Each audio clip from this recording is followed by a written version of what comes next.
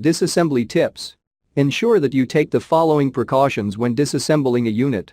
Label each cable as you remove it, noting its position and routing.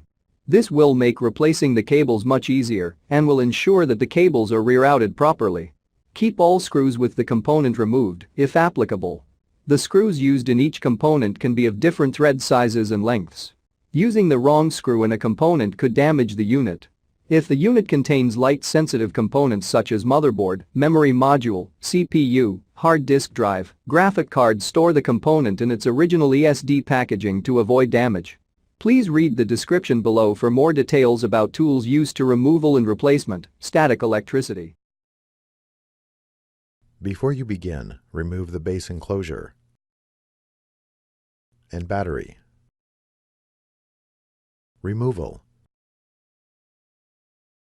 Using minimal force, lift the locking bar up on the hard disk drive ZIF connector and disconnect the hard disk drive ribbon cable from the system board. Carefully lift up on the rear edge of the hard disk drive assembly and at an angle, slide the tabs out of the cutouts in the top cover. Remove the hard disk drive assembly.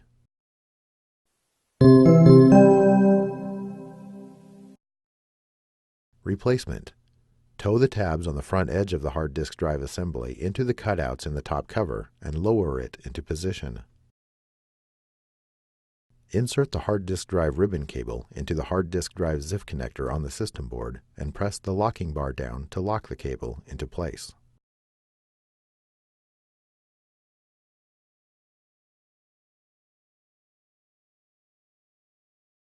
Thanks for watching. Please click subscribe for more videos and weekly updates.